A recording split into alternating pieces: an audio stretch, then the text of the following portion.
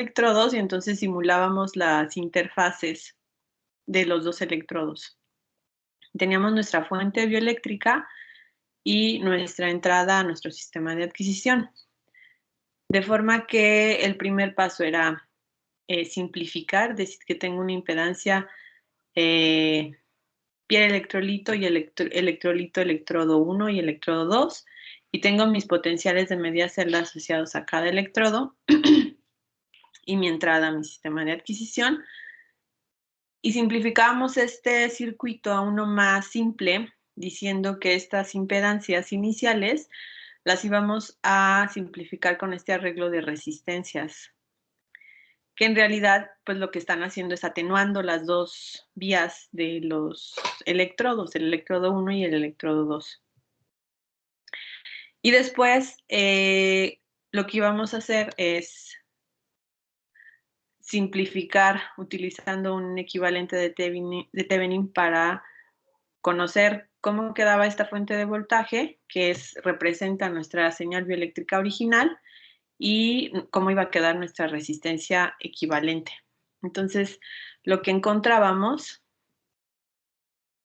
era que la resistencia era el paralelo de R y R mayúscula y R minúscula, y el voltaje de Thevenin iba a ser el voltaje original que tengo en el circuito original por mi resistencia minúscula, que es la que está no en paralelo, pero está aquí con el voltaje original, entre la suma de las dos resistencias, R mayúscula y R minúscula. Y lo que tenía yo era una malla, ¿ok? Utilizo el equivalente de Thevenin para que me quede la malla y lo pueda resolver de forma más sencilla. Yo sé que fluye una corriente por aquí y que tengo una resistencia de entrada a mi sistema de amplificación.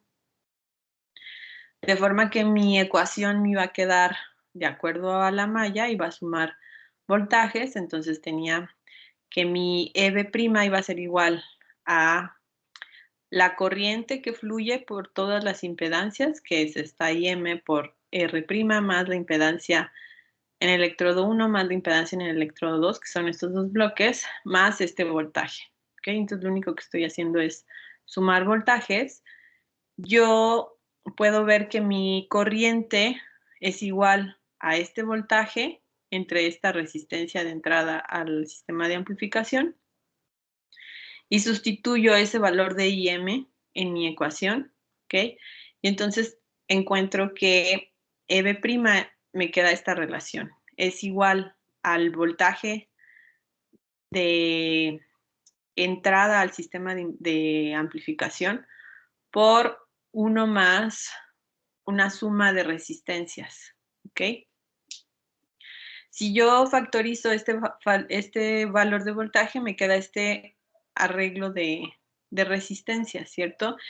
Y lo que comentábamos es que lo que yo quería era que se cumpliera que este EB' y este fueran equivalentes, que yo no tenga pérdidas significantes en la señal que estoy adquiriendo, que representa mi señal bioeléctrica original.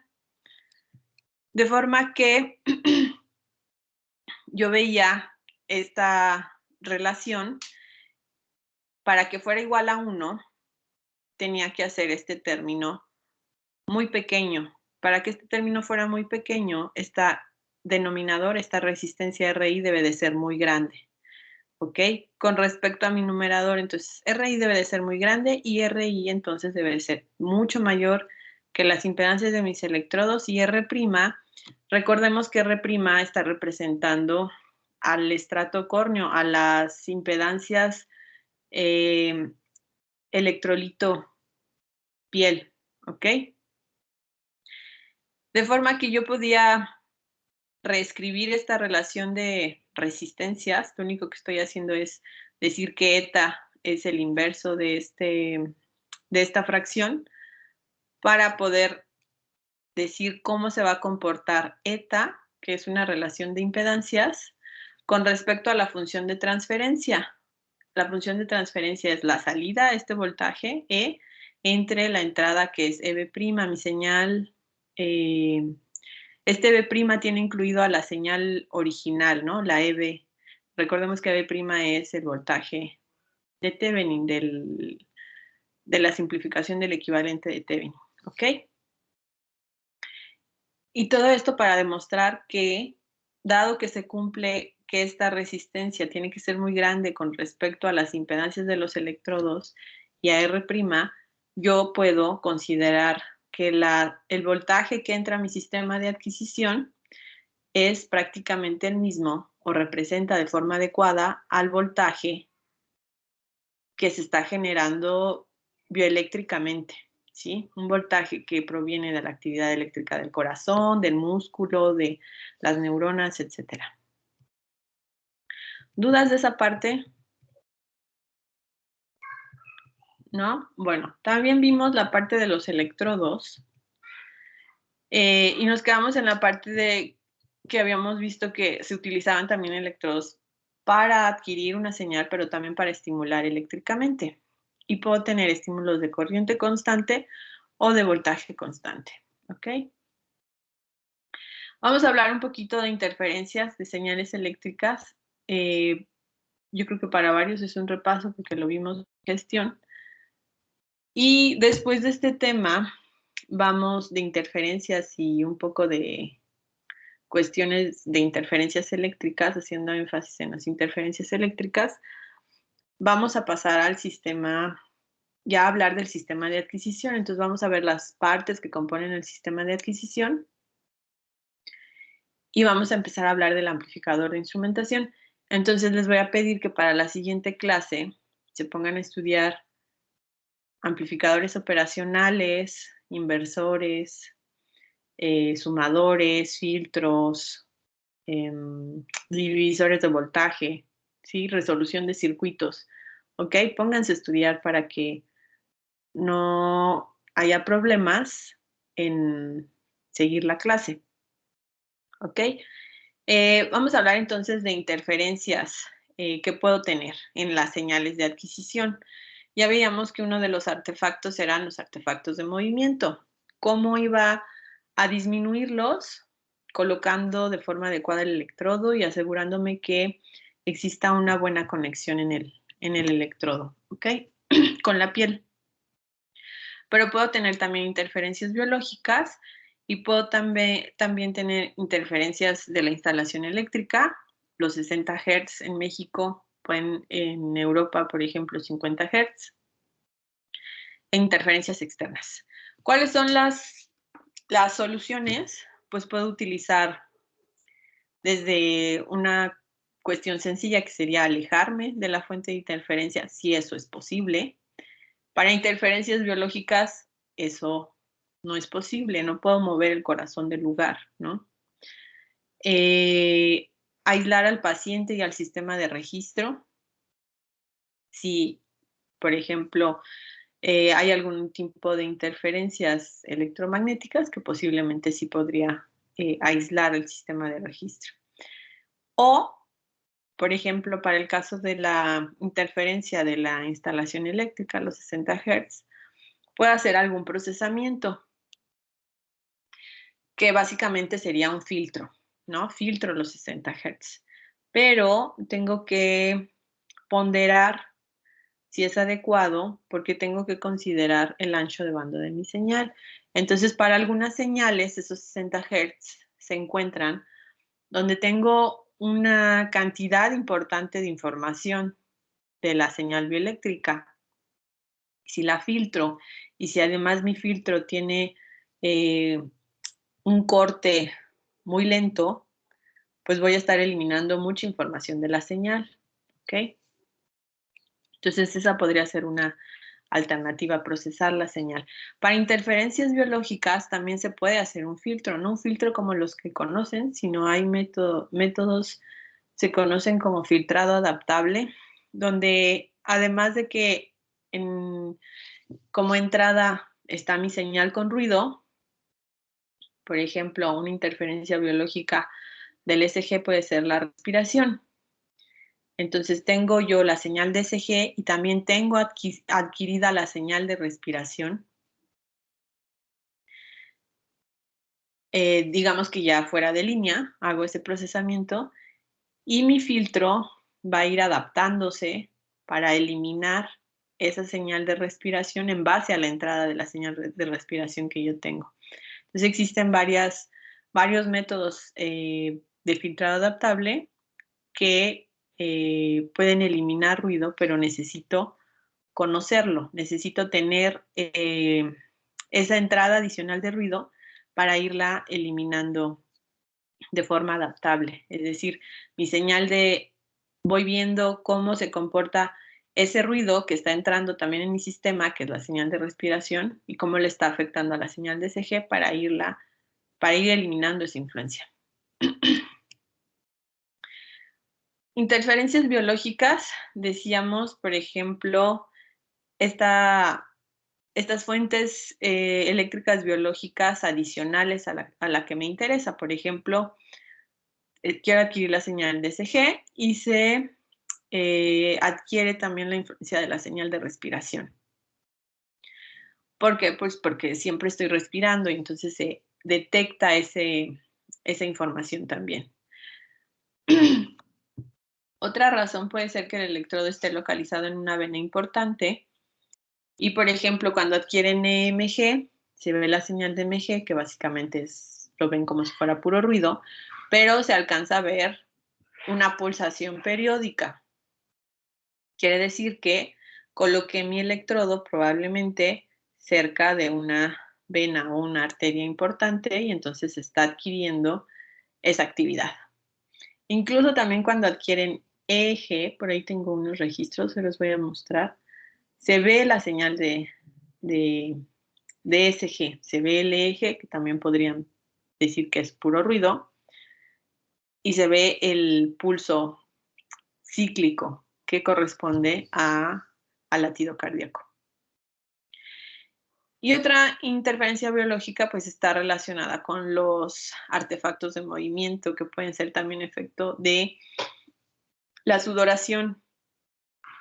Entonces hay un mal contacto de la interfase, está afectando la interfase electrodo-electrolito y esto atenúa la amplitud y reduce la señal a ruido.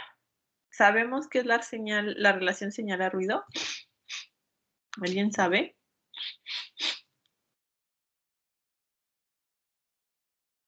¿No? Como su nombre lo dice, es una relación, un cociente entre qué tanto se parece o qué tanto corresponde la señal a ruido. Lo que yo quiero es que mi ruido sea muy pequeño con respecto a la señal, ¿ok? Entonces yo quiero una relación señal a ruido alta, ¿sí? Es decir, que la señal sea muy grande y el ruido muy pequeño. Y entonces, si tengo artefactos, esta relación señal a ruido se va a ver disminuida. Aquí tengo un ejemplo de interferencias biológicas. Es la señal de ECG. Se ve, es un periodo de tiempo grande, por eso no se alcanza a apreciar, pero es, digamos, con este zoom, porque quiero que vean que aquí se ve una señal senoidal, ¿sí? La alcanzan a percibir, como si estuviera, si yo sacara la envolvente de esta señal de ECG, pues puedo dibujar encima de la señal de todos los picos R una señal senoidal. Conforme le voy haciendo zoom, probablemente se alcanza a percibir mejor la senoidal. Y ya cuando le hago mucho zoom podría no percibirse. Pero ahí está esta señal senoidal que tiene una frecuencia lenta, ¿no? La señal senoidal tiene la frecuencia lenta, mucho más lenta que la frecuencia de ocurrencia del latido cardíaco. Y esa senoidal es generada por la respiración. Generalmente la señal de ECG va a tener la señal de respiración mezclada en la adquisición. De hecho, Hay muchos métodos para que a partir de la señal de ECG ustedes puedan extraer la señal de respiración, porque siempre está ahí esa información.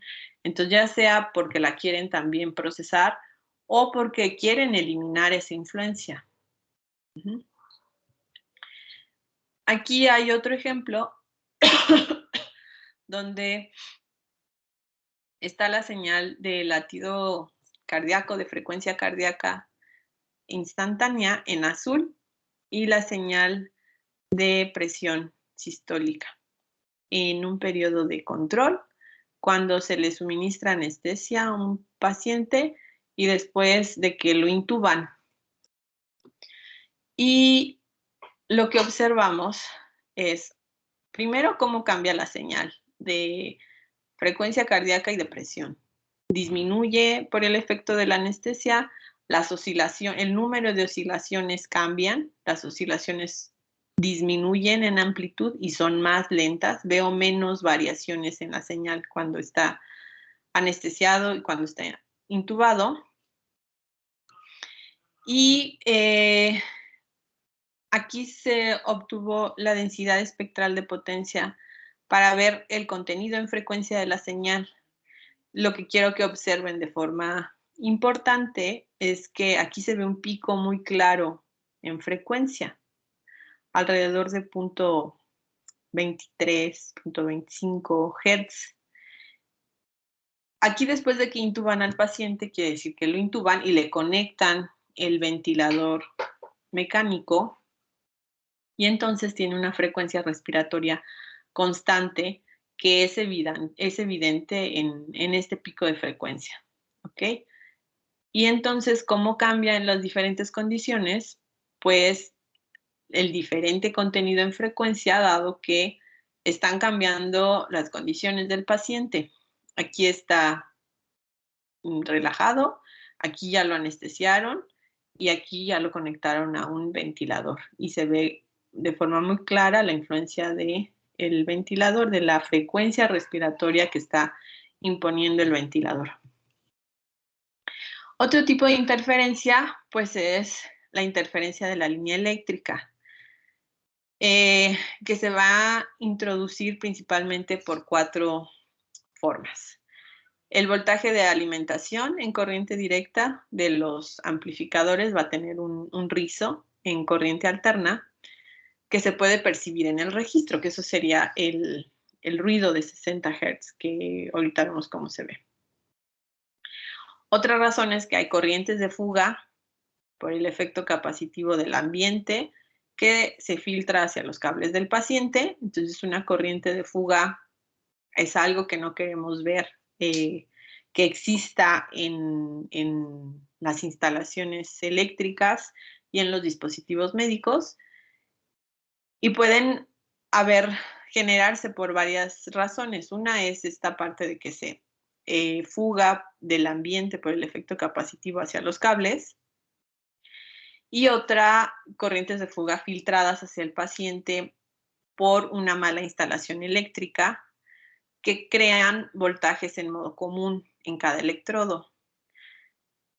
Ahorita vamos a ver qué es un voltaje en modo común. Lo vamos a ver de forma más clara cuando veamos el amplificador de instrumentación, pero ahorita les platico. Y otra razón es que se pueden crear corrientes entre tierras físicas debido a que no están conectados a la misma tierra y están conectados, por ejemplo, a un mismo paciente. Una solución podría ser un filtro de 60 Hz, principalmente para la opción 1, ¿ok? El que existan corrientes de fuga, además de que me va a generar interferencia en la señal, puede afectar al paciente, ¿cierto? Eso ya lo habíamos platicado. Entonces es importante que no existan corrientes de fuga. Entonces, cuando yo estoy hablando de voltajes en modo común, yo cuando hable de mi sistema de adquisición, lo que voy a querer, de hecho, tengo un elemento que me sirve para disminuir esos voltajes en modo común, piensen en un,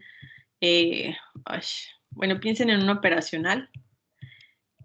Y entonces tienen dos entradas, ¿no? En su amplificador operacional.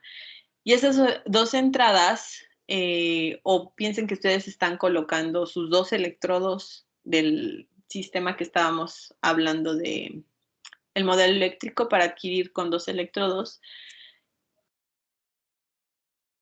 Pueden existir interferencias, estos voltajes en modo común, que van a ser percibidas por cada electrodo, ¿ok? Que pueden ser resultado de estas corrientes de fuga. Esos voltajes en modo común van a ser adquiridos, es decir, van a pasar a través de los dos electrodos y van a estar presentes como un ruido en su señal. Entonces, lo que quieren es que exista alguna forma de disminuir ese voltaje en modo común o de tratar de eliminar ese voltaje en modo común. ¿Ok? Entonces, vamos a hablar después cómo se puede hacer esa disminución del voltaje en modo común. Para tratar de disminuir esta interferencia de la línea eléctrica, pues se utilizan cables blindados. Esto va a disminuir mucho las corrientes de fuga. Se puede aislar al paciente de la instalación eléctrica si el nivel de voltaje de actividad eléctrica es muy pequeño. Si estoy tratando de adquirir señales bioeléctricas muy pequeñas y obviamente existe la posibilidad de que yo tenga interferencia eléctrica, tengo que preocuparme por hacer un mejor aislamiento. Vamos a ver también en el sistema de las partes del sistema de adquisición que hay varias formas de disminuir también esta interferencia eléctrica de la instalación eléctrica, como dadas las condiciones de mi fuente de alimentación, lo puedo disminuir ese ruido. Otra es utilizar amplificadores con alta impedancia de entrada, ¿ok? Por eso quiero que se pongan a estudiar, a repasar amplificadores operacionales, porque ya habíamos visto desde que vimos el modelo eléctrico que ahorita repasamos al inicio de clase, que una característica del amplificador operacional es que tiene una resistencia de entrada, una impedancia de entrada muy alta, ¿ok? Y es una característica que a mí y a mi sistema de adquisición me favorece para disminuir esta interferencia eléctrica.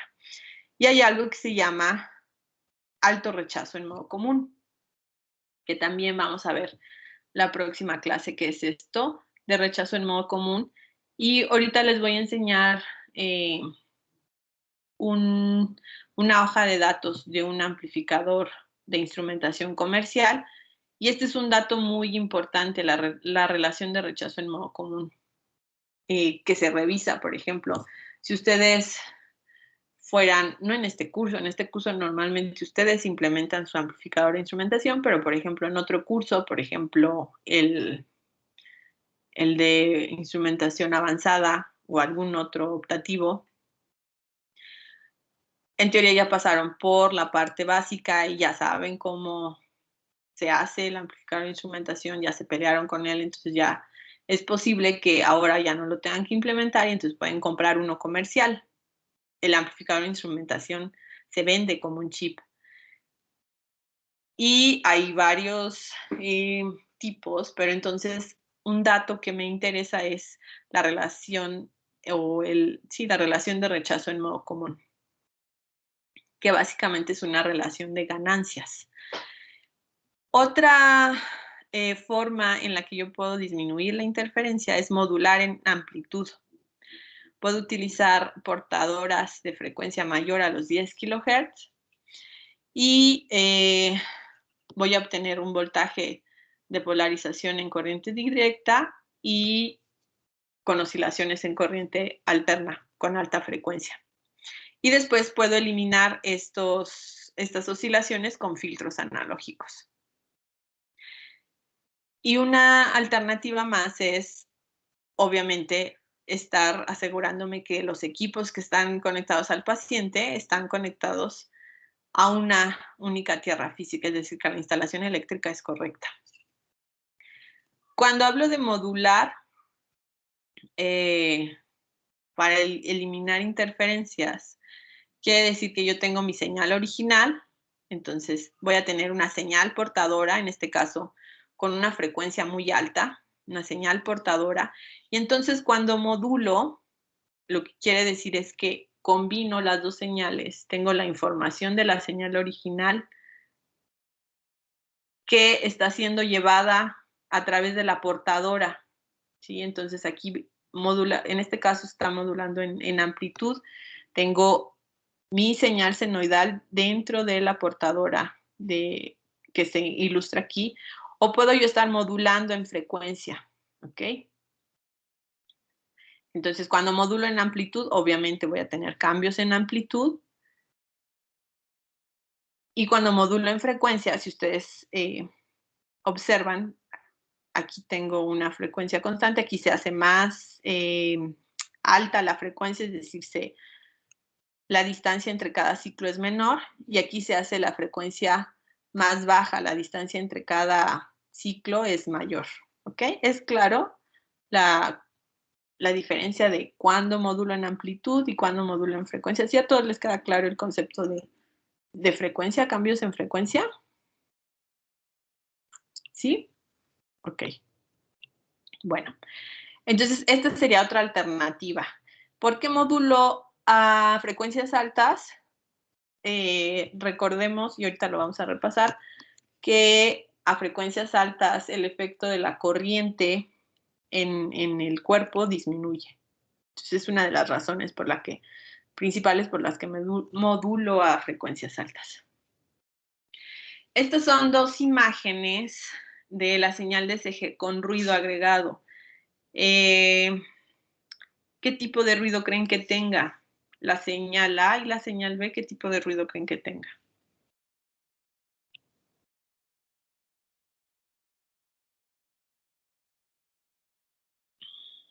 ¿Alguien podría aventurarse a decir qué tipo de ruido es? No, a nadie se le ocurre. De los que ya mencionamos.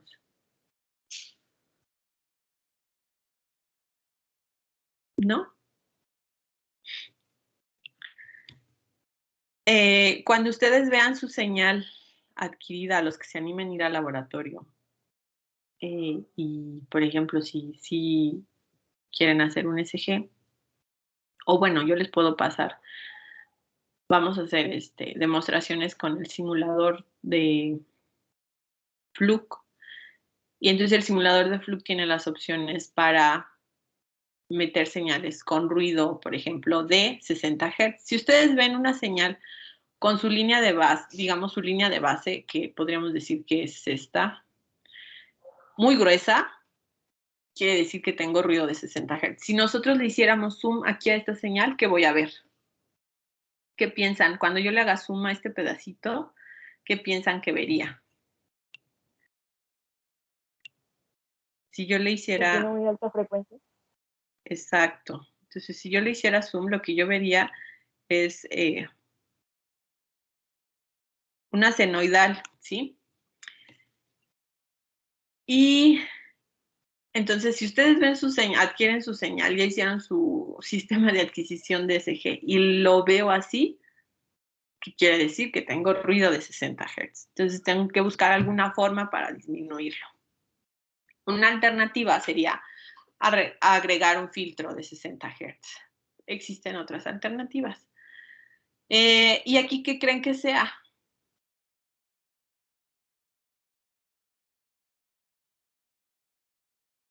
¿No se les ocurre? Que me distorsione la señal por un momento, ¿no? En realidad, aquí si se dan cuenta, se ve siempre, ¿no? Y aquí solo es un momento. ¿Qué podría ser? Es un artefacto de la señal de MG, básicamente movimiento, ¿ok? Y bueno, otro ejemplo que vimos hace rato, pues es también el ruido de la señal de respiración dentro de la señal de CG. Vamos a hablar un poquito del efecto de la corriente en el cuerpo. En realidad es un repaso, son pocos los que no han llevado gestión.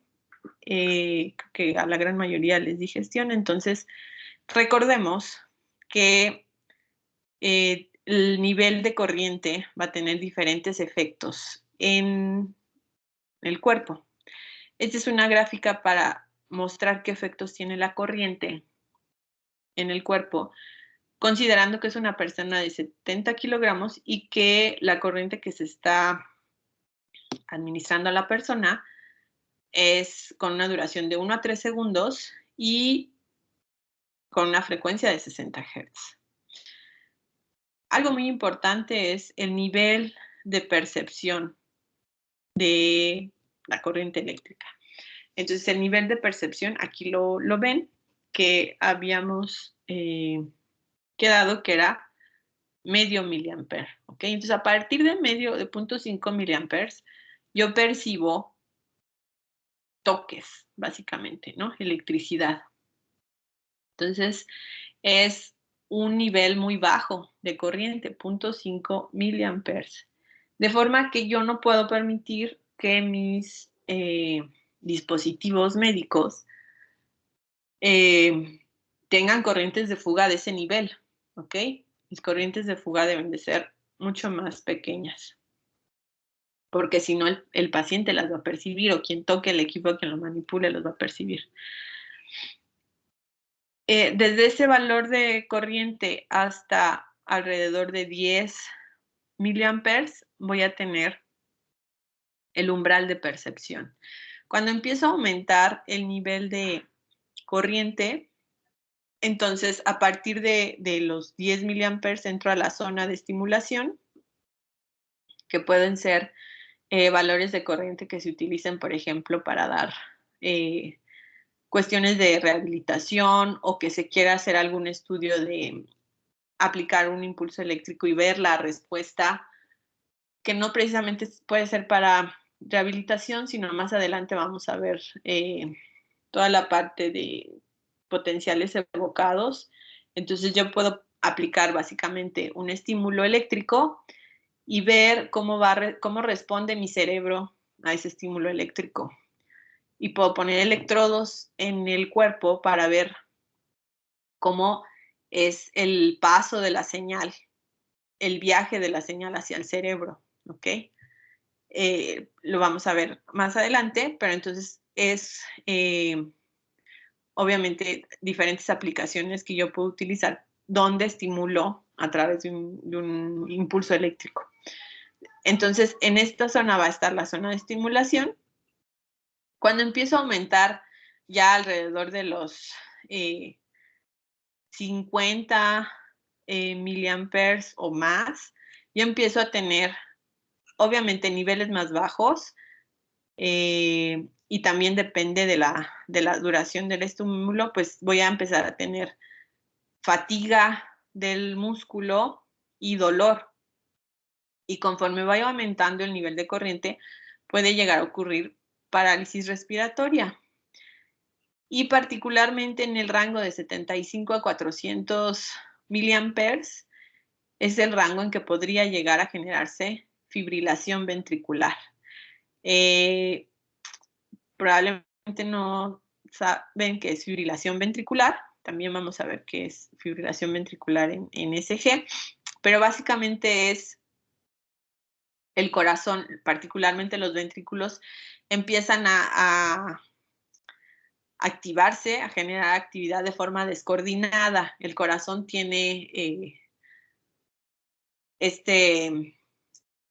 la orden de trabajar a un ritmo particular y entonces los ventrículos, debido a esta descarga de corriente, empiezan a trabajar de forma descontrolada y entonces la señal de ECG se distorsiona completamente. Entonces el corazón no trabaja apropiadamente, ya no lleva a cabo en el tiempo que debe la contracción y la relajación. Entonces su actividad es descoordinada y no está trabajando el corazón de forma apropiada. Y obviamente esto puede ser mortal. La única forma de corregirla es desfibrilar, ¿no? Aplicar una corriente mucho mayor para que digamos que la actividad eléctrica se resetee y entonces el corazón vuelva a obedecer el ritmo sinusal y entonces vuelva a trabajar con un ritmo cardíaco normal, que haga la contracción y la relajación como se debe. A niveles más altos de corriente se lleva a cabo o puede suceder una contracción cardíaca sostenida, es decir, el corazón deja de trabajar. Obviamente también eso es mortal y niveles mayores de corriente pueden generar quemaduras o incluso desgarramiento del músculo, ¿ok? Entonces, al nivel de ya aproximándome a los amperes, son muy peligrosos, ¿ok? Obviamente no debería de existir posibilidad de que en un dispositivo médico existan fugas de estos niveles de corriente, ¿ok? Incluso cercanos al umbral de percepción. No debe de suceder. Obviamente, para que los dispositivos médicos entren en venta, en el uso clínico, pasan por una serie de revisiones, en este caso, por ejemplo, por COFEPRIS, para que sean aprobados, y tienen que pasar varias pruebas de seguridad eléctrica, ¿sí? Simplemente por el hecho de que son equipos para estar en contacto con personas o para proporcionar alguna ayuda o soporte de vida a las personas, ¿ok? Entonces, ¿por qué podrían existir corrientes de fuga? Ustedes me pueden decir, pues si ya están controlados los equipos, ¿por qué se da el caso de que existen corrientes de fuga o por qué hago pruebas de seguridad eléctrica? Los equipos pasan sus pruebas de control para que sean aprobados y además tienen muchas formas de tratar de disminuir este riesgo de descargas eléctricas internamente, de los que vamos a hablar. Pero pueden llegar a existir corrientes de fuga por una mala instalación eléctrica, ¿ok? Entonces, a pesar de que los equipos deben de ser robustos y están pensados para que no exista la posibilidad de que el equipo genere corrientes de fuga o descargas eléctricas, si la instalación eléctrica está incorrecta, pueden generarse corrientes de fuga.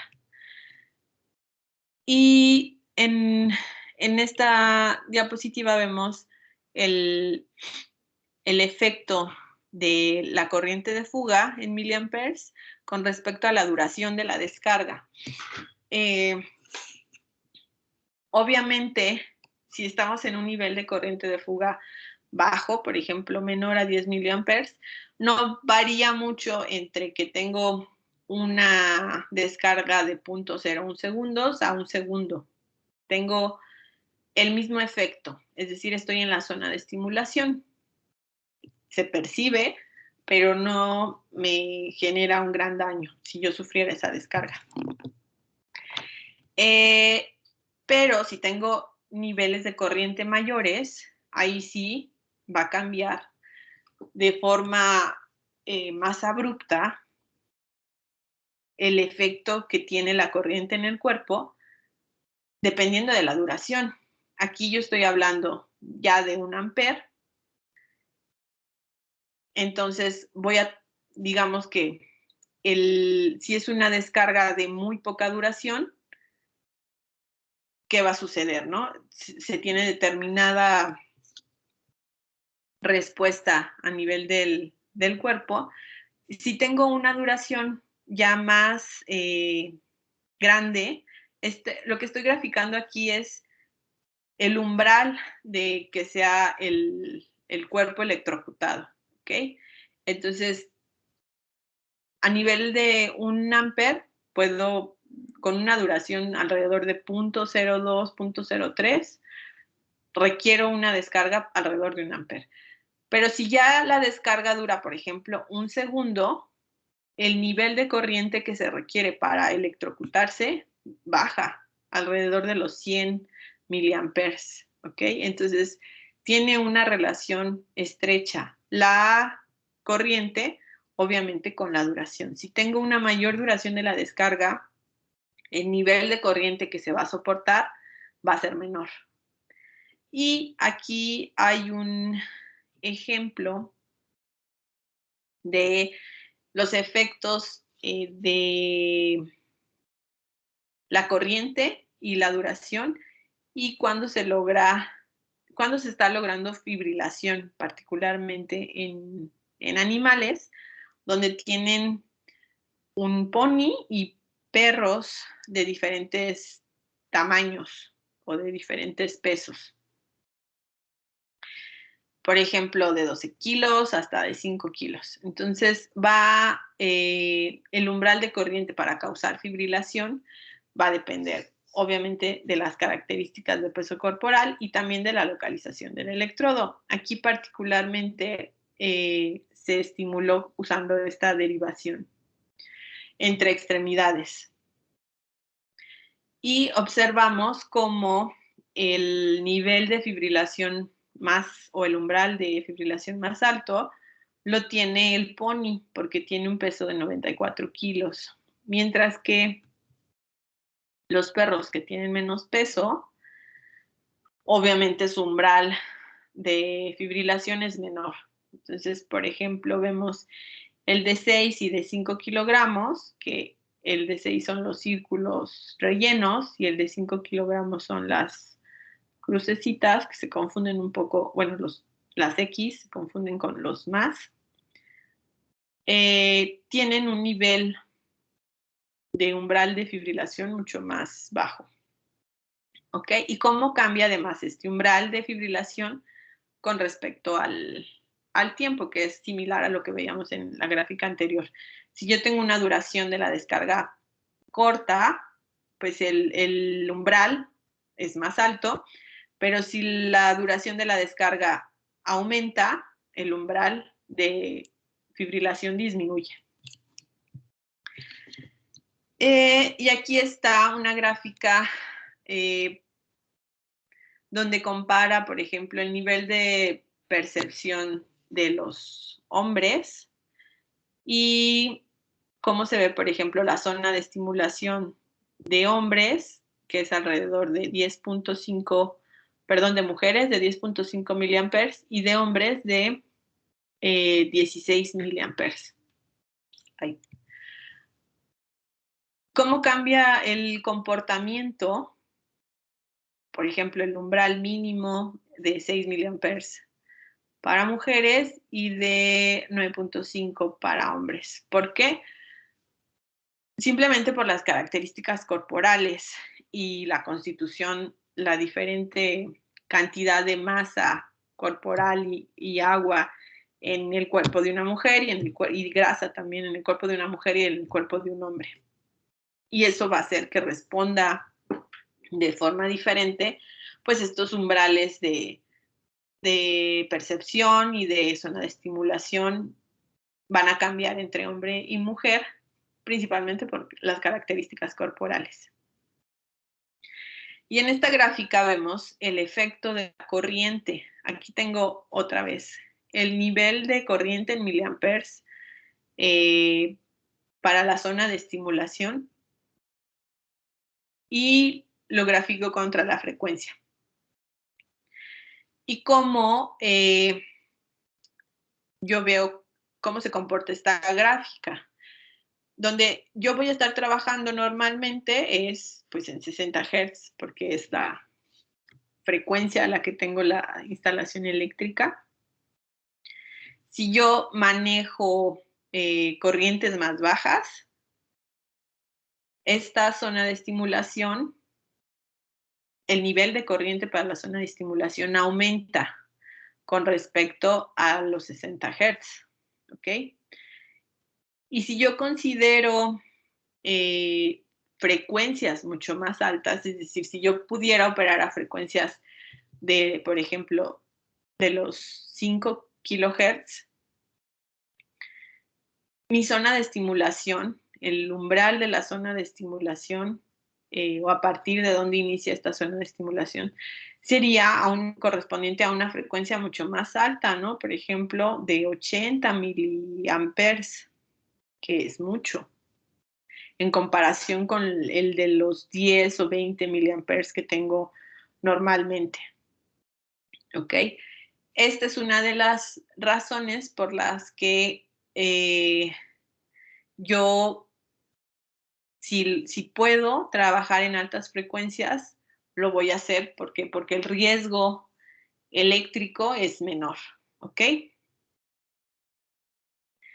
Aquí observamos cómo se comporta la relación entre frecuencia y corriente. No es una relación lineal. Si ustedes me dicen, a mayor frecuencia, mayor corriente, y dicen, y lo mismo se cumple de menor frecuencia, menor corriente, eso es incorrecto, ¿sí? Porque esto no es una recta.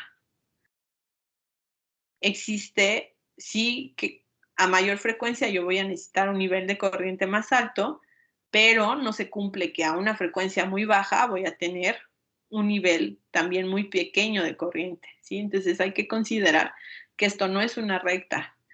Y de forma importante saber cómo se comporta en la frecuencia que nos ubicamos. Si se dan cuenta, aquí se podría considerar que son las variaciones pues casi constantes entre un rango de frecuencias. Y cuando voy aumentando la frecuencia y si cambia abruptamente el nivel de corriente que se necesita, por ejemplo, para llegar a la zona de estimulación. En el caso de qué pasa con las descargas eléctricas, ya vimos que conforme voy aumentando en nivel de corriente, pues puedo llegar a tener afectaciones muy graves como fibrilación, parálisis respiratoria, quemaduras, etcétera. Pero estoy hablando de corrientes muy altas. Vamos a hablar de cuestiones con corrientes que pueden llegar a presentarse en condiciones, por ejemplo, cuando la instalación eléctrica no es adecuada. Existen estos dos términos que se conocen como macroshock y microshock, que básicamente va a ser macroshock cuando la corriente va a fluir de forma externa y microshock cuando la corriente va a fluir de forma interna. Es decir, yo tengo una corriente, la persona toca algún equipo, por ejemplo, que tiene una corriente de fuga, pero tengo una conexión interna en la persona, en el paciente, y entonces eso va a hacer que la corriente se dirija también de forma interna. La corriente siempre va a buscar el camino más fácil para llegar a tierra, ¿ok? Si no existe una tierra física en instalación eléctrica apropiada, seguramente el camino más fácil para llegar a tierra va a ser el cuerpo. Entonces, en el caso del microshock, por ejemplo, cuando se tiene un catéter intracardíaco, es decir, una conexión interna y particularmente dirigida al corazón, pues la corriente va a fluir hacia el corazón y el límite de corriente para evitar un microshock sería del nivel de los 10 microamperes, ¿ok? Entonces cambia muchísimo el nivel de corriente. ¿Cuál era el nivel de percepción? 0.5 miliamperes, de forma externa, ¿ok? De forma interna, este no es el nivel de es decir, que si pusiéramos la mano en el corazón, que lo voy a sentir, sino para generar afectaciones a nivel cardíaco son 10 microamperes. ¿Okay? Considerando que de forma aproximada, por ejemplo, la resistencia de la piel tiene entre 15 kiloohms y 1 megaohm por centímetro cuadrado, y de forma interna se puede tener, por ejemplo, 200 ohms a nivel de cada extremidad y 100 ohms a nivel del tronco. ¿Ok? Es decir, el tejido, la piel y el tejido que tenemos sirven como protección, pero es una protección limitada, si el nivel de corriente aumenta, obviamente pues va a rebasar lo que podemos encontrar como resistencia en el cuerpo. Ya mencionábamos anteriormente que podíamos, tener diferentes formas de que existiera esta interferencia eléctrica. Una, decíamos que era la corriente de fuga filtrada del efecto capacitivo del ambiente hacia los cables del paciente, ¿ok? Otra va a ser la corriente de fuga filtrada hacia el paciente. Entonces, tenemos aquí del ambiente, ¿no? Por la instalación eléctrica hacia los cables del paciente. Esta sería la generación del caso 1. Después, corrientes de fugas filtradas hacia el paciente, que puede ser a partir de las instalaciones eléctricas hacia el paciente. Y después tenemos la corriente entre dos tierras de dos equipos eléctricos conectados, ¿ok? Que no tienen la misma tierra física. Ahorita lo ejemplificamos. En el caso del macroshock, decíamos que va a ser cuando la corriente fluye de forma externa. Y podemos tener esta parte de corriente de fuga y la posibilidad de que se genere un macroshock. ¿Y qué pasaría si tenemos, por ejemplo, un chasis sin aterrizar y un chasis aterrizado? ¿Qué es lo que pasa? Se puede generar, es decir, la corriente de fuga se puede generar por una falla en el transformador, es decir, que ocurre una descarga eléctrica. Y en el caso A tenemos el chasis, que es la parte externa de un equipo médico. El chasis o digamos, la carcasa, no está aterrizado. Les voy a mostrar también el monitor de signos vitales que tenemos en el laboratorio para que vean cómo su chasis está aterrizado. Y en este caso no está aterrizado, ocurre la descarga, tenemos nuestro receptáculo y si nos damos cuenta no hay conexión a tierra, solo tengo el más y el menos. Y bueno, está la parte de la conexión del negro o el positivo y el negativo. Y sí tengo aquí mi instalación eléctrica, pero ¿qué es lo que sucede? Se da la descarga, pasa a través del receptáculo, está conectado el equipo, obviamente a la toma, y la descarga fluye hacia el equipo. Como el equipo no tiene conexión a tierra física, lo tengo sin aterrizar, entonces la corriente va a buscar el camino más fácil hacia tierra, y entonces si el equipo está conectado al paciente de forma externa, pues va a fluir a través del paciente hacia la tierra.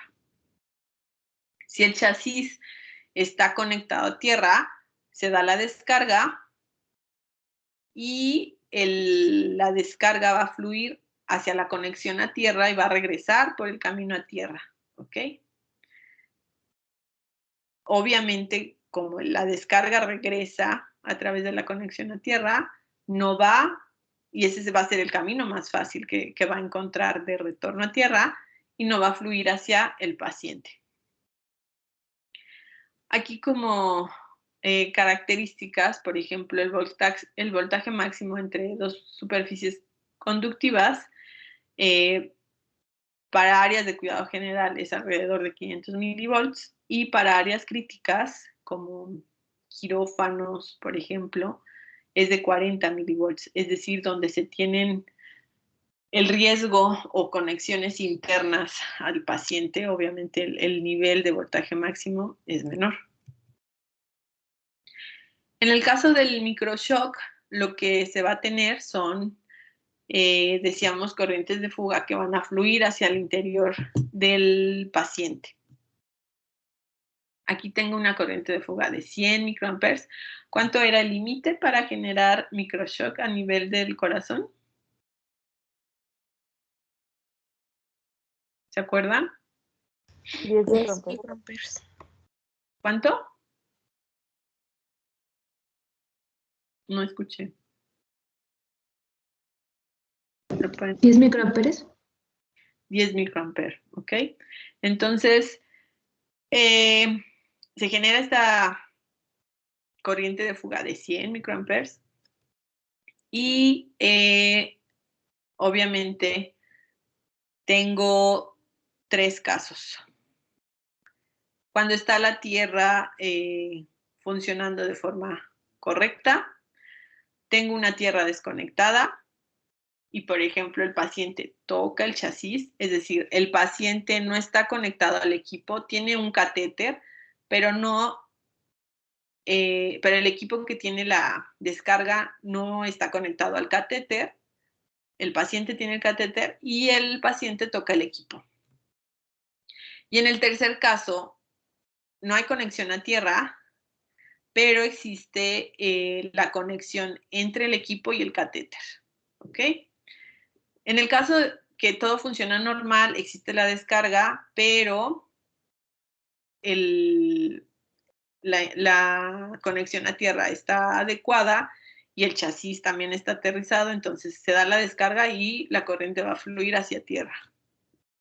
Y no va a haber peligro para el paciente. En el segundo caso, no hay conexión a tierra, ¿sí? Entonces se da la descarga y no hay la posibilidad de que la descarga regrese a la tierra física y entonces va a fluir, acuérdense, siempre va a buscar el camino hacia tierra y el camino hacia tierra va a ser hacia el paciente porque va a tocar el equipo.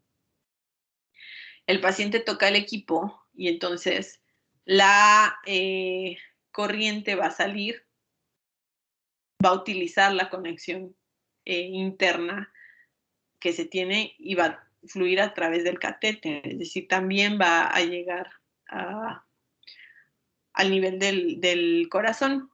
Y en el caso de que se da la descarga y el equipo está conectado al catéter, aquí a diferencia de cómo va a fluir la corriente, aquí la corriente va a pasar primero por donde toque el equipo del paciente. Y aquí la diferencia va a ser que la corriente va a fluir directamente hacia el corazón porque hay una conexión entre el catéter y el equipo, ¿ok? Entonces sí va a haber el chasis y el corazón del paciente están unidos a través del catéter. Entonces la corriente va a fluir, ¿ok? Y va a buscar también su salida a través de la tierra, hacia la tierra física.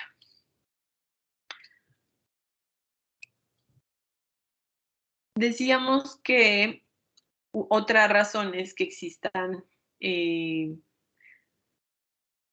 lazos de corriente debido a que puede haber 2 equipos conectados al paciente, pero que están conectados a diferentes tierras o que pueden tener esta falla anterior que mencionábamos, ¿no? Que tienen la tierra desconectada. En este caso está ejemplificado un paciente que tiene, por ejemplo, un monitor de electrocardiograma de forma externa y un monitor de presión arterial de forma continua a través de un catéter, es decir, tiene una conexión interna, ¿ok? Y entonces, esta conexión interna pues va a hacer que si existe alguna descarga, esta descarga llegue también de forma interna hacia el camino del catéter, en este caso hacia el corazón. Y se genera, por ejemplo, una descarga y entonces, ¿qué es lo que va a suceder? Si alguno de los 2 equipos tienen una tierra desconectada o tienen diferentes tierras físicas, se da la descarga y va a fluir por ejemplo, hacia de la instalación eléctrica, del transformador donde se desprenden los devanados y los 120 volts hacia los equipos, va a fluir la descarga,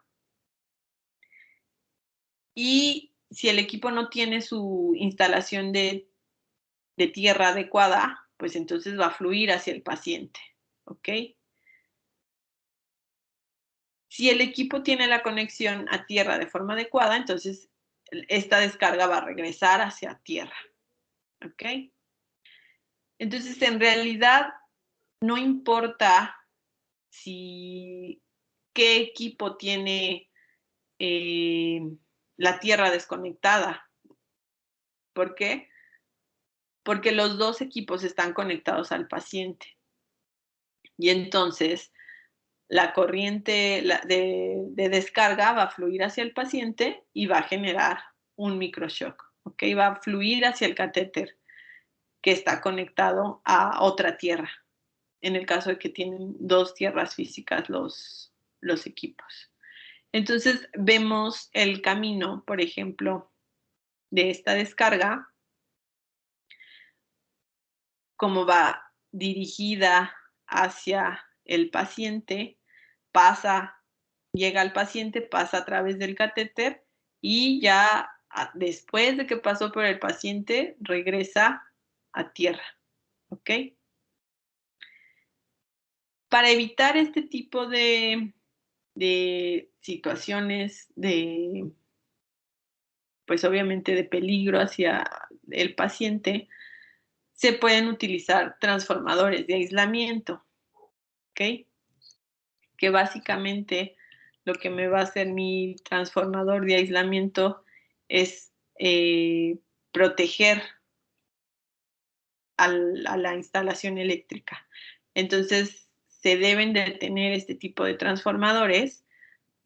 Está la toma principal, están los devanados de 120 volts y van de aquí a las tomas de 115 o 120 volts, y yo tengo una conexión a tierra física, ¿ok? Entonces mis tomas tienen que estar todas conectadas a la misma tierra física. Este transformador de aislamiento puede también existir con un sistema de monitoreo de fallas en la tierra física. De forma que este tipo de sistemas puede, por ejemplo, encontrarse en quirófanos o donde se almacenan anestésicos, donde una descarga eléctrica, pues obviamente en presencia de anestésicos, puede generar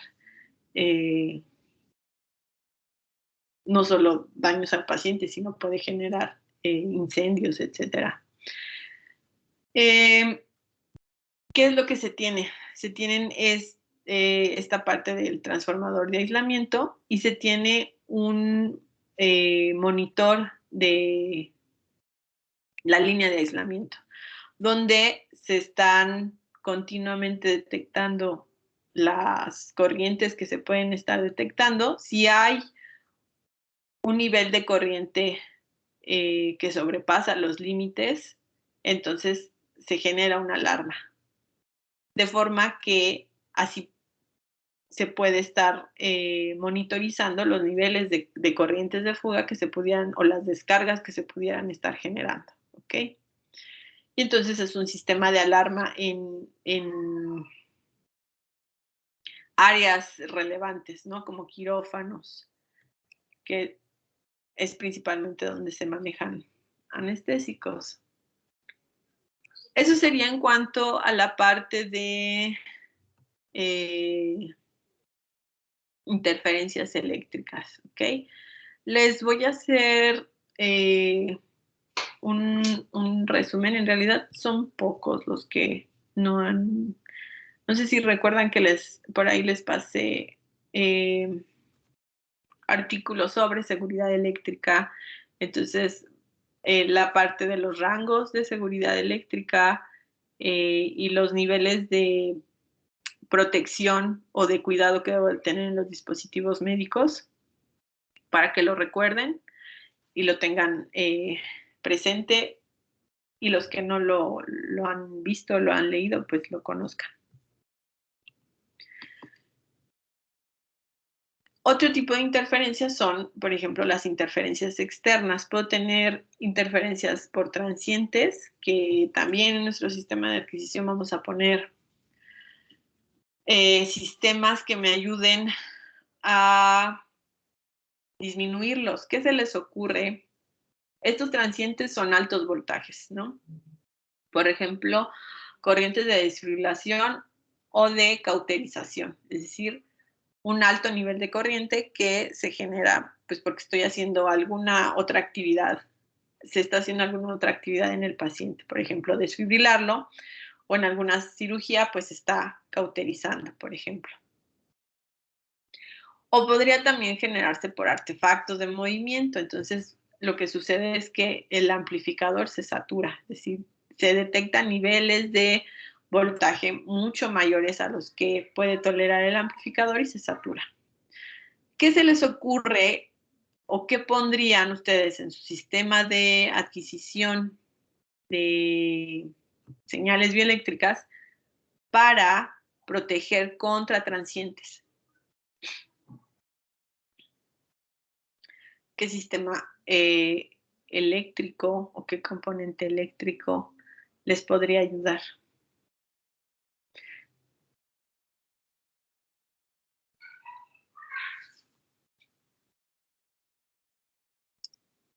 ¿Ni idea? Un filtro de bajas, o más altas. Los filtros filtran frecuencia. Aquí yo estoy hablando, esto es amplitud, no es voltaje. ¿No serán los transformadores? Sí podría ser un transformador, pero algo más sencillo.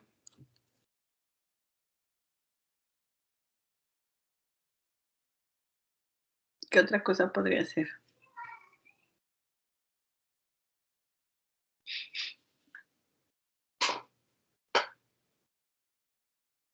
¿No? Nada.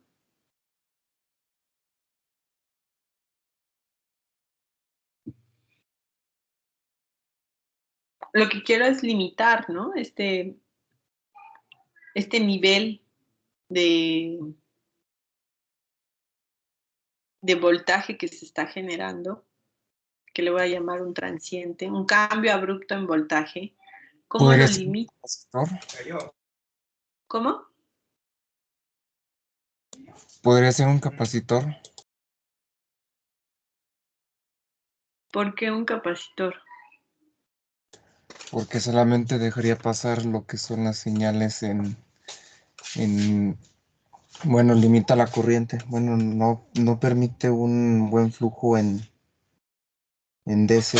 Y entonces si excede la capacidad del capacitor, pues ya no dejaría pasar más de lo que que puede almacenar en su carga. ¿Todos están de acuerdo que podría poner capacitores?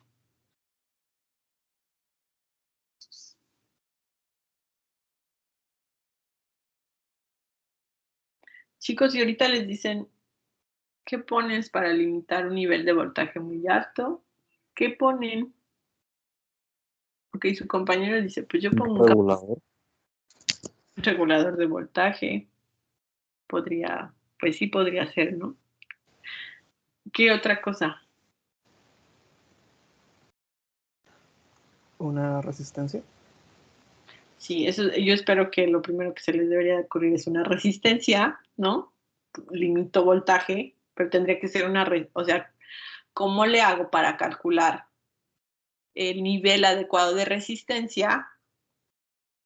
¿Y cómo le hago para que pongo, o sea, cuándo tendría que ser como un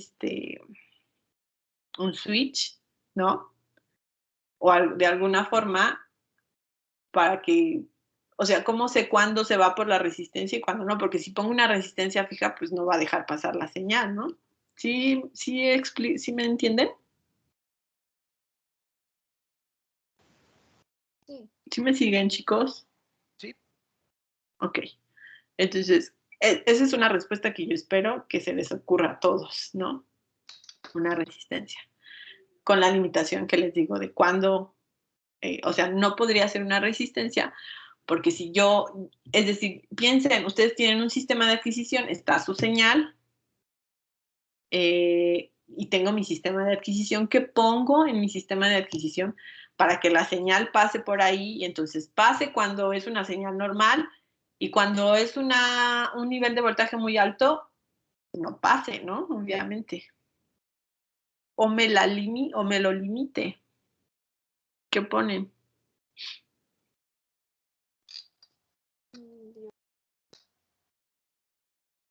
¿Quién sabe? Se les queda de tarea, no se los voy a decir. Se los pregunto en la siguiente clase. ¿Qué puedo poner para limitar el voltaje, no para proteger de esos cambios abruptos de voltaje?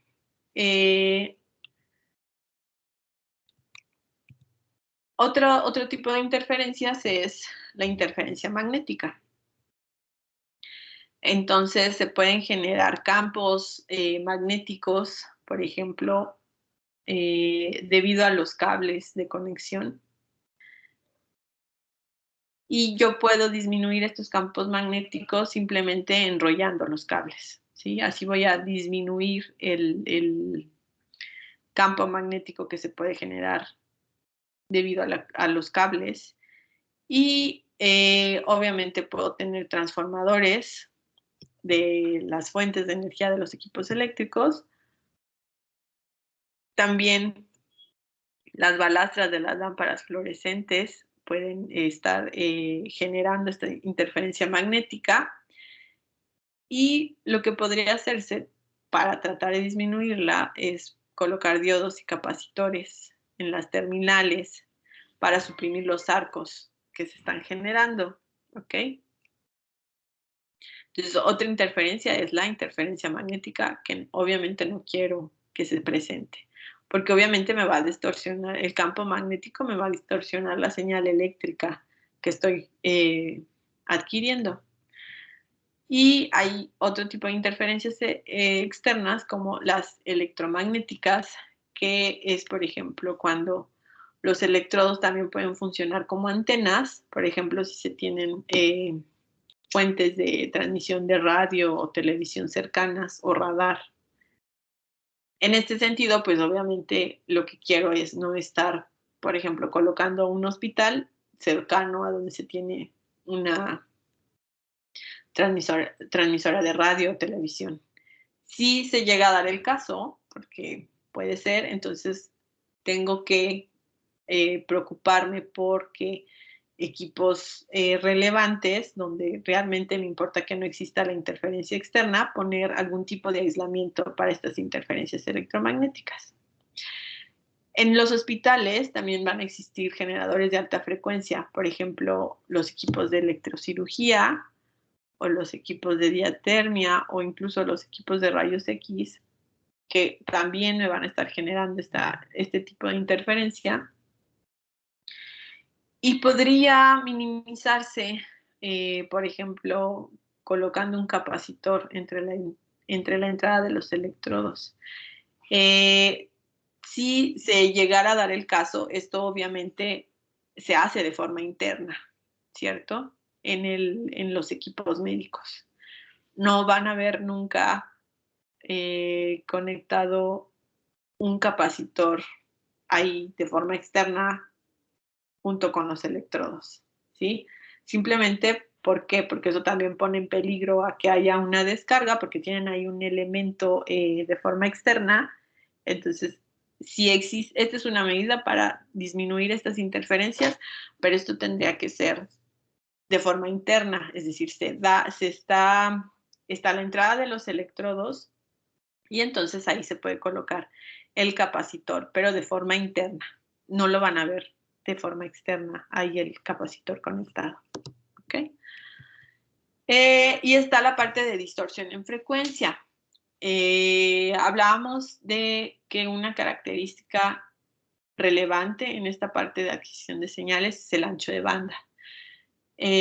Para determinar, por ejemplo, cómo qué características va a tener mi filtro.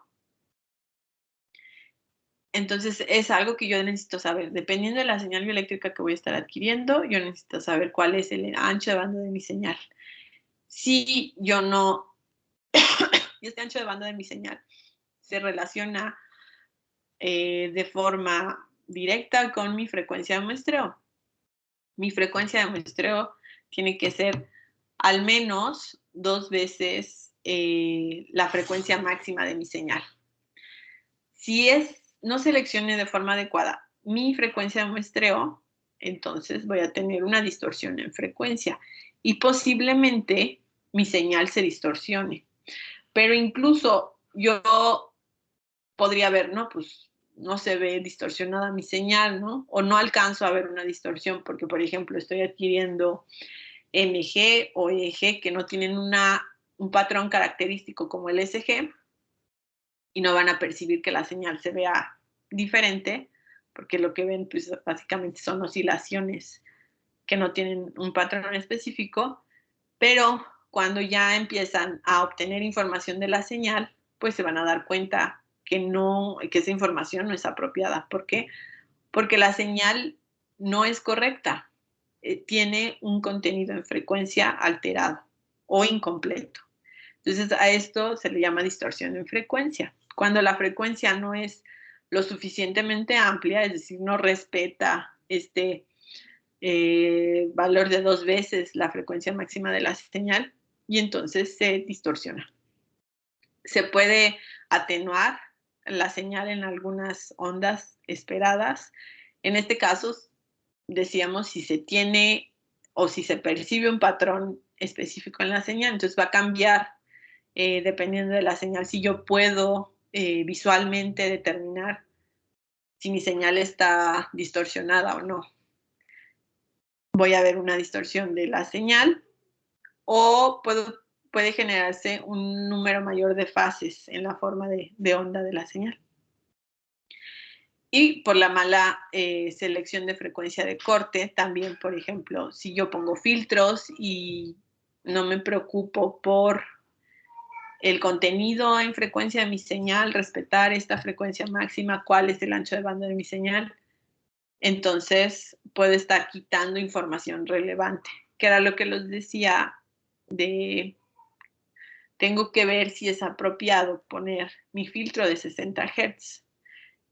Y para ver si es apropiado, yo tengo que saber qué señal estoy adquiriendo y cuál es el ancho de banda de mi señal. Si los 60 Hz quedan en medio, tengo que decir, ok, sí lo pongo porque no quiero ese ruido, pero entonces tengo que tener características muy particulares de mi filtro. O puedo decir, ok, puedo trabajar con esa señal, con el ruido. Tengo que hacer esa selección. ¿Dudas hasta aquí?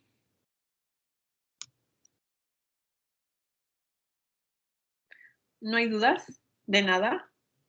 Entonces yo los podría empezar a preguntar.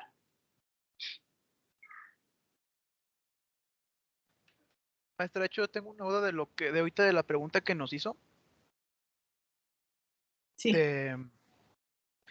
Es que, bueno, nada más porque no estaba muy seguro y lo investigué ahorita, ¿verdad? Nada más para ir matando posibilidades. ¿Un divisor de voltaje podría ser?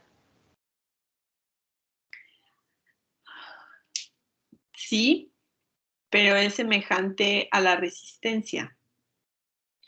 Si ustedes, o sea, lo que quiero que piensen es, aunque no vayan al laboratorio, que piensen que estén en el laboratorio y les digo, quiero que pongan un elemento, ahí yo les pongo todos los elementos eléctricos que pudieran tener disponibles, que me conecten algo que me limite el voltaje. Un divisor de voltaje lo hace, una resistencia lo hace, un regulador lo hace, pero yo pongo mi divisor, entonces lo pones que atenúe a la mitad, ¿no? Entonces, si pasan un volt, pues va a pasar medio milivolt, ¿no? Pero si el voltaje que llega son 50 volts, van a pasar 25 volts, ¿sí? ¿Cómo saber cuál es el valor apropiado de mi divisor de voltaje?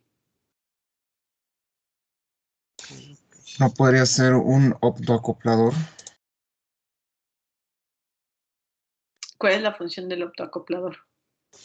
Pues yo antes ya había probado con ellos y lo que hacía es que con un diodo y un fototransistor y tienen un rango donde son lineales y ahí podríamos pasar las señales analógicas. No precisamente, o sea, el optoacoplador sirve para hacer acoplamientos. De hecho, lo vamos a ver, pero ahí ya dijiste la respuesta. ¿Quién capturó? Un transistor. No, no dijo Es el transistor. diodo. Un diodo. Un diodo. Entonces, estudien cómo funcionan los diodos, porque creo que no se acuerdan cómo funcionan los diodos para que ya no necesitan investigar qué ponen, solo necesitan investigar cómo funcionan los, bueno, acordarse, porque yo creo que ya lo vieron, qué hacen los diodos, que yo los conecto como limitadores de voltaje, ¿no? Ok, ya se salvaron de hacer, bueno, ya disminuyó la investigación. ¿Qué más les iba a decir? ¿Alguna otra pregunta? Ya, pues de lo mismo, era porque el diodo hacia un sentido dejaba pasar corriente, pero se podía limitar dependiendo de la corriente que pasaba, ¿no? Tiene un rango, ¿no? de operación. Entonces, en este curso van a usan, cuando hablemos del sistema de amplificación, vamos a ver esta parte de limitadores de voltaje, entonces son diodos, hay diferentes tipos de diodos, entonces pónganse a estudiar, busquen así diodos, cómo funciona un diodo, tipos de diodos, así lo que les salga, si no quieren irse a un libro. Y, por ejemplo, también cuando veamos instrumentación relacionada con la señal de MG, vamos a volver a utilizar la participación de los diodos. Entonces, hay varios, por eso les digo que se pongan a estudiar sus apuntes de electrónica analógica y de circuitos eléctricos. Pónganse a estudiar, por favor. ¿Alguna otra pregunta para que pase a decirles lo que quiero? ¿No hay preguntas? Yo, sí, no había entendido bien la diferencia de cuando vimos Microshock. Ya vi que tenía dos incisos, el B y el C, que eran las tierras desconectadas, pero no entendí lo del catéter. O sea, cuando no te llega al corazón, directamente es cuando tienes un catéter, por ejemplo, el de la presión. Y cuando sí te llega al corazón es cuando el paciente toca directamente el equipo, ¿o no era así? Los dos van a pasar por el corazón, pero digamos que el camino hacia el corazón es diferente. En el caso en el que tú tienes la conexión directa al corazón, ¿cuál era?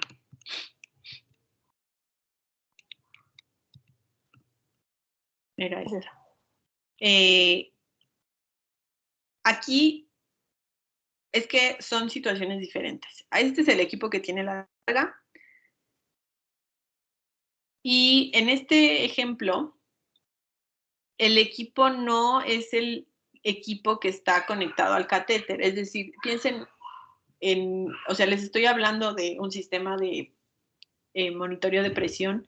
Obviamente no hemos visto ese sistema, también lo vamos a ver, pero piensen que es una caja que de esa caja sale el catéter y toma la presión continua arterial. Entonces, y el paciente, como en este ejemplo, puede tener su sistema de presión y su sistema de ECG no invasivo con los electrodos que vimos, ¿no? Por ejemplo, los de pinza. En este ejemplo sería, estaríamos diciendo que el equipo es el ECG.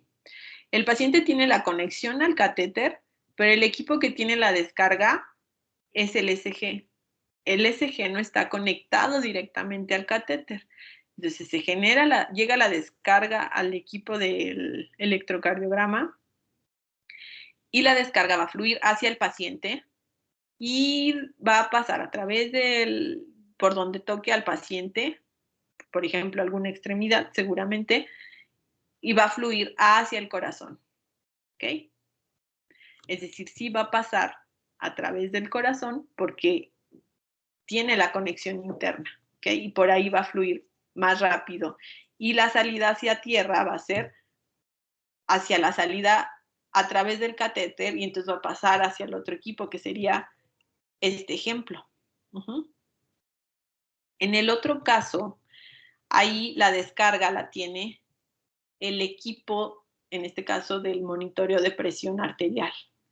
Llega la descarga al equipo y la descarga va a buscar, no tiene la tierra conectada, entonces va a buscar el camino más fácil. Obviamente se va por el catéter y fluye directo al corazón. Entonces aquí, después de llegar al corazón, también va a fluir hacia la tierra, ¿ok?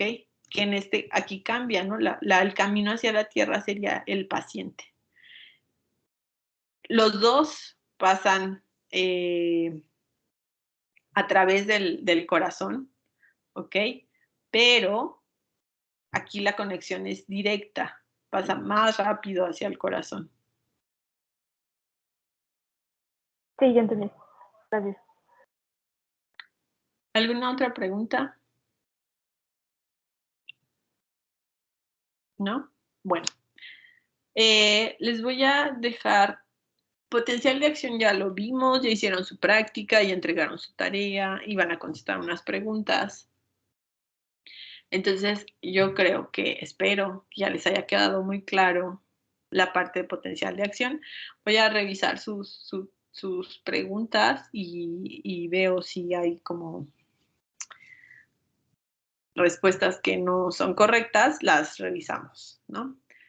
¿Se encontraron la explicación para el estímulo hiperpolarizante?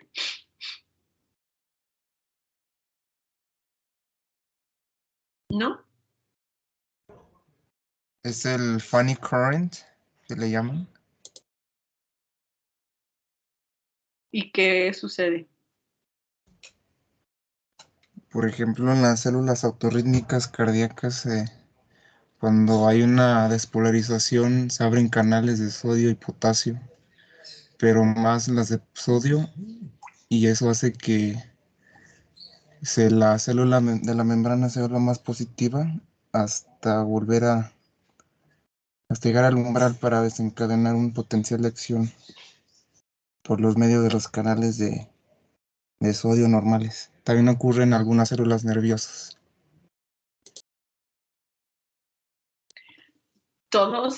Porque todos tenían que de forma individual contestar esa pregunta, ¿no? Entonces, ¿todos la contestaron? ¿O más bien muchos se la saltaron? Sí, algo encontré. Bueno, la actividad que les voy a dejar es que hagan les voy a dar dos opciones. Pueden hacer un mapa mental de lo que es un potencial de acción. Les voy a pasar información de cómo hacer un mapa mental. O pueden hacer un TikTok. Entonces, como se les ocurra, es un video corto. Obviamente lo que quiero es que me expliquen qué es un potencial de acción. Entonces, la actividad es por equipo y ustedes deciden qué quieren hacer, si un TikTok o un mapa mental. Si se deciden por un TikTok y realmente es muy bueno su video, va a haber un beneficio adicional, ¿ok? Entonces, piensen, les voy a pasar la información del mapa mental para que lo vean. O sea, sí ubican que es un mapa mental, son conexiones de ideas, es una idea central y se va uniendo por ideas adicionales y obviamente es muy visual. Yo veo un mapa mental y es como una especie de resumen de un tema. Tengo mucha ayuda visual. La idea es eso, ¿no? Que tenga ayuda visual para entenderlo. Y entienda y comprenda de forma más fácil que, por ejemplo, leer un texto, la información. ¿Preguntas? ¿No? El TikTok es libre, ¿no? Pueden hacer lo que o sea, quiero ver su grado de imaginación. Obviamente el objetivo es que reafirmen el conocimiento y que, bueno, tal vez les gusta hacer TikToks. Igual y no les parece la actividad y dicen, no voy a perder el tiempo haciendo eso. Entonces piénsenle y me avisan. Les voy a dejar la información se la subo a Teams de lo de los mapas mentales y les voy a subir el artículo de los electrodos secos. Y entonces ese artículo lo leen para el viernes y el viernes les voy a poner un cuestionario del artículo. O sea, preguntas no va a ser a cuaderno cerrado, simplemente que lo hayan leído y pueden tener el artículo ahí a la mano, pero va a ser el tiempo limitado. Entonces, si no lo leen, pues se van a tardar queriendo empezar a leerlo. Si lo tienen, lo subrayaron, etcétera, pues encuentran la respuesta rápida y la escriben. ¿Ok? Entonces nos vemos el jueves. Y acuérdense que el jueves empezamos a ver el sistema de adquisición, entonces pónganse a estudiar operacionales, cómo resuelven los circuitos con los operacionales, por favor. Nos vemos entonces, chicos. Hasta luego. Hasta luego, luego. maestra. Muchas gracias. Hasta luego, doctor. Hasta luego. Gracias, hasta Doctora, luego. yo tenía una duda. Gracias, doctora. Sí. Respecto a lo de, bueno, el jueves había comentado por mi falta de equipo, pero ese mismo día en la noche tuve una operación de la vista, entonces el viernes no me pude conectar y tenía la duda de qué hago respecto a los equipos. Bueno, ya que no lo pude Sí, ver. de hecho, solo queda libre el equipo, ya te digo, que tal vez me contestó, pero no he visto la respuesta. Ah, ok. Sí, era mi duda. Bueno, igual como le digo, el viernes no pude conectarme, por eso.